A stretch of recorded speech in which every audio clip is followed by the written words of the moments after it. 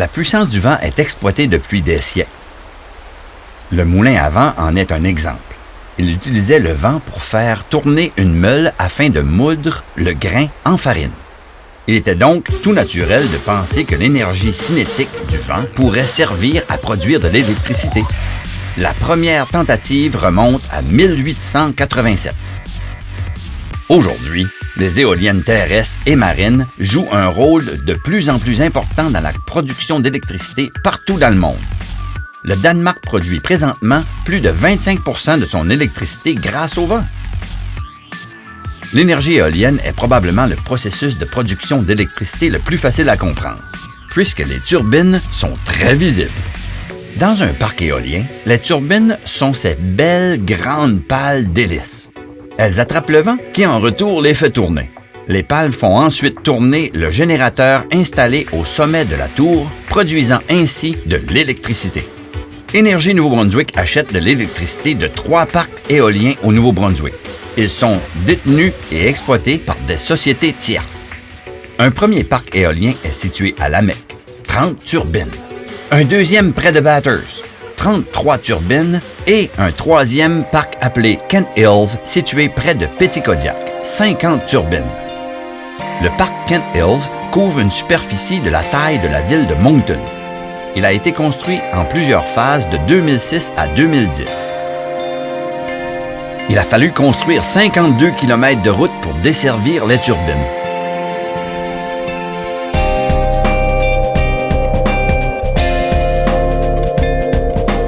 Il suffit d'une équipe de 3 personnes pour exploiter l'installation, bien que du personnel supplémentaire est nécessaire pour l'entretien des turbines. L'entretien comprend l'inspection des pales et de la plateforme au sommet de la turbine. Il ne faut pas avoir peur des hauteurs.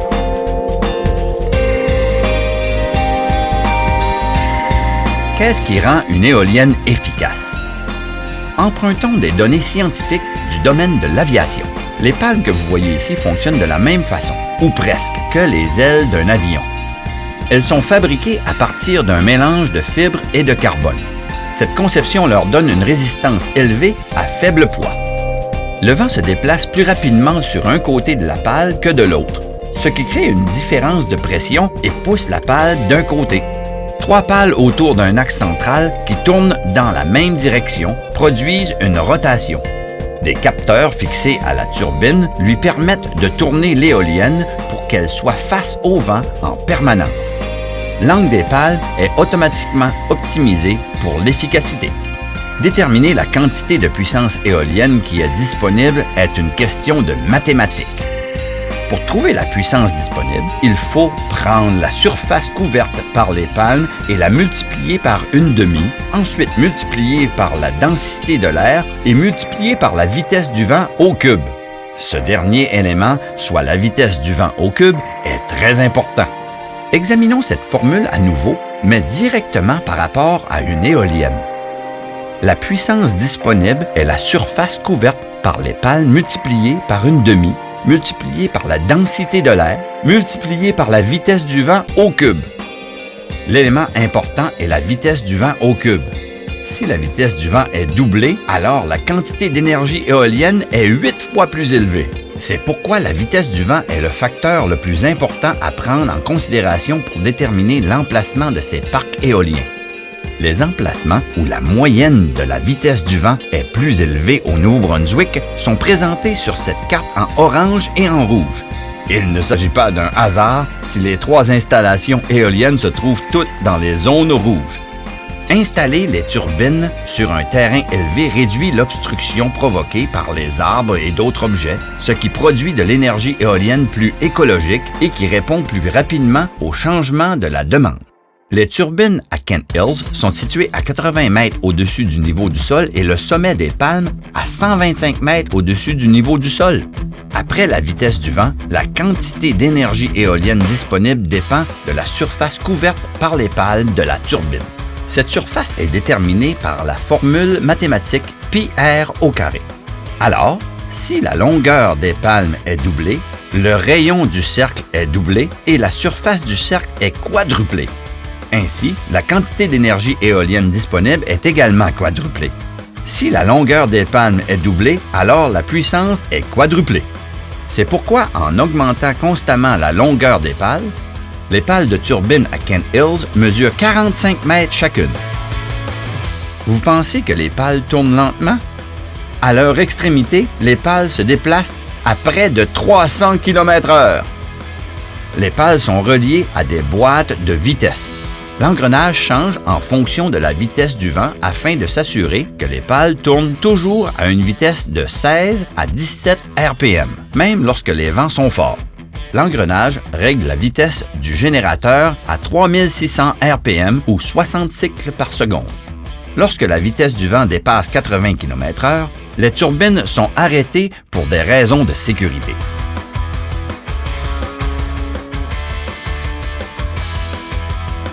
Chacune des éoliennes de Kent Hills a une capacité de production de 3 MW d'électricité ou 150 MW pour l'ensemble de l'installation, ce qui représente environ 3 % du besoin en électricité au Nouveau-Brunswick. Donc, les grands avantages de l'énergie éolienne sont les suivants. 1. Le combustible est entièrement gratuit et 2. Il n'y a pas d'émissions ni de polluants chimiques. Le vent peut paraître comme le combustible parfait, mais il a des inconvénients. Le vent est complètement incontrôlable et même si le vent est constant, il est impossible d'en prédire la vitesse à court terme pour plus de quelques jours à l'avance. L'industrie et les services d'urgence qui fonctionnent 24 heures, 7 jours par semaine, ne peuvent se permettre de fluctuer selon la météo. En revanche, les combustibles fossiles peuvent être contrôlés, mais sont soumis aux fluctuations des prix et produisent des émissions comme les gaz à effet de serre, qui sont des polluants atmosphériques et contribuent au changement climatique. Le parc de Kent Hills a une capacité de 150 MW, mais il produit rarement cette quantité d'électricité. En général, un parc éolien terrestre produit environ 35 % de sa capacité au cours d'une année, facteur de capacité. Cette production est constante d'année en année, mais imprévisible de semaine en semaine. Les installations nucléaires ou à combustible fossile fonctionnent généralement à 80 % ou plus de leur capacité. En raison de ces faibles facteurs de capacité, l'énergie éolienne a un faible taux de rentabilité des capitaux investis, en partie attribuable au fait qu'il n'y a aucun coût associé à l'émission des gaz à effet de serre. Ainsi, des installations comme celle de Kent Hills doivent être exploitées différemment des centrales conventionnelles. La plupart des centrales réagissent à la demande d'électricité en utilisant plus ou moins de combustible. Les parcs éoliens réagissent selon l'approvisionnement en combustible. Lorsqu'ils vendent, les techniciens au parc éolien fournissent des évaluations hebdomadaires de production selon les prévisions météo quant à la quantité d'électricité qu'ils prévoient produire. Ces évaluations sont mises à jour de façon continue. L'exploitant du réseau doit s'assurer que d'autres centrales peuvent accroître leur production lorsque la vitesse du vent est faible. Il doit également savoir quand diminuer la production des centrales lorsque le parc Kent Hills atteint sa pleine capacité de production. Gérer le réseau électrique du Nouveau-Brunswick est une question d'équilibre très complexe. Quels sont les autres défis de l'énergie éolienne? Il faut tenir compte de la saison hivernale du Nouveau-Brunswick. L'accumulation de glace sur les pales représente un problème pour les éoliennes comme pour les avions. La glace perturbe l'aérodynamisme des palmes et peut réduire considérablement la quantité d'énergie produite par une turbine. La glace peut également être dangereuse si elle se détache de la pale et tombe vers le sol à grande vitesse. Il faut tenir compte des prévisions de pluie verglaçante. Des caméras sont installées sur les turbines pour surveiller l'accumulation de glace sur les pales. Les éoliennes sont parfois blâmées pour les décès d'oiseaux, mais cela n'est pas le cas à Kent Hills. La loi exige une réglementation et une surveillance stricte aux parcs éoliens modernes. La plupart des cas de décès d'oiseaux provoqués par des éoliennes sont liés au premier parc éolien, lorsque la technologie n'était pas aussi avancée qu'aujourd'hui. Nous en avons beaucoup appris depuis ces premières installations, notamment sur l'emplacement et la conception des turbines pour minimiser les répercussions pour les oiseaux. Les pales d'éoliennes font un bruit distinct. Certains qui habitent à proximité des parcs éoliens croient que ce bruit est agaçant et perturbe leur sommeil.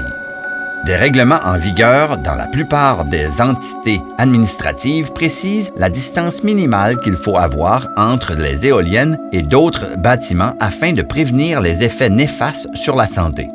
Les modifications apportées à l'engrenage ainsi qu'à l'aérodynamique des pales peuvent également aider à réduire les niveaux de bruit. Dans de nombreux parcs éoliens, les transformateurs de sous-tension font maintenant plus de bruit que la rotation des pales. Autrefois, le vent alimentait le moyen de transport le plus rapide au monde. Le vent déplaçait les marchandises dans le monde entier. Pendant des siècles, il a moulu le grain et pompé l'eau. Peut-il jouer un rôle plus important dans la production d'électricité au Nouveau-Brunswick? Il s'agit d'un combustible écologique, sans coût, mais imprévisible. Est-ce que l'esprit dynamique d'étudiants comme vous permettra de surmonter les défis de l'énergie éolienne?